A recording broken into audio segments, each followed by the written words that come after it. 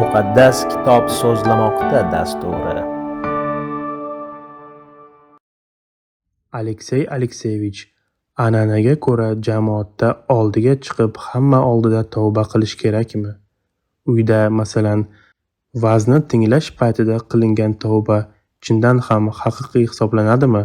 Bunday payt nima qilish kerak? Bu masalani tushunish uchun eng avvalambor tavba nima ekanligini bilib olishimiz kerak.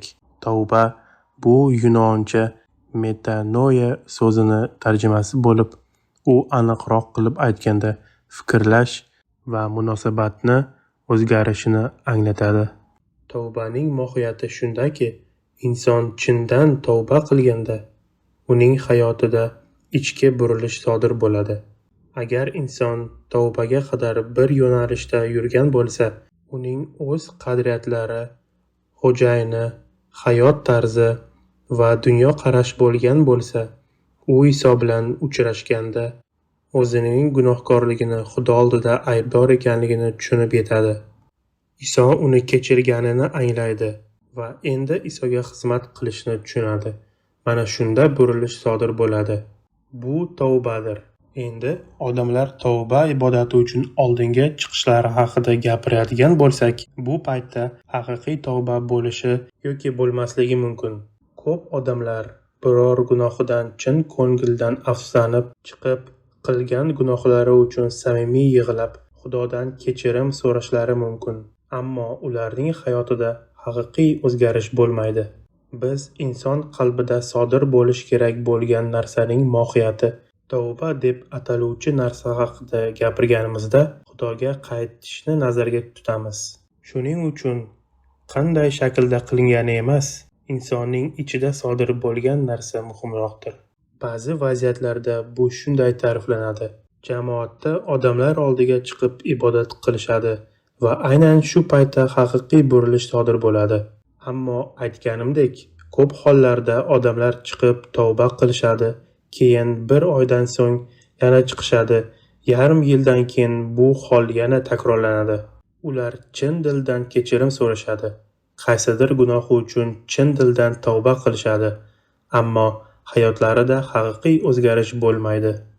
Biz tavba haqiqatdan ham umumiy jamoat kontekstidan tashqarida bo'lishi haqida gapirganimizda, u faqat chinakam burilish sodir bo'lganida haqiqiy bo'ladi.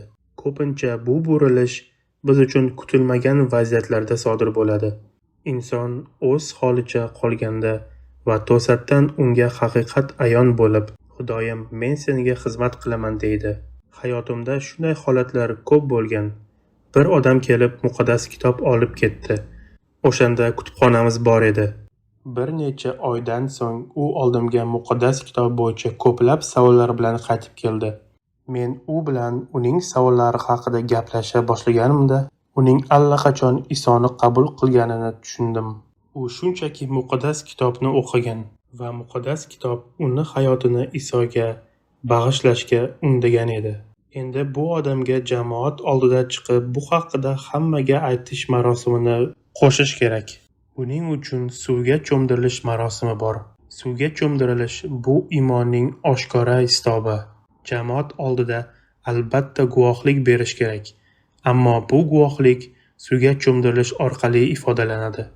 Ya'ni odam qanday sharoitda bo'lmasin, tavba qilgandan so'ng vaqt o'tadi. U bularni hammasini o'ylab ko'radi.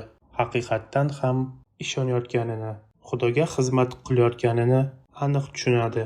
O'zini Xudoga bag'ishlaydi va shunda u hammaning oldida men o'zimni Masihga bag'ishlayman deydi. Uni suvga cho'mdirishadi va suvdan ko'tarishadi. Bu esa uning avvalgi hayoti uchun o'lib, o'zini yangi hayotga bag'ishlaganini bildiradi. Yaxshi, tasavvur qiling.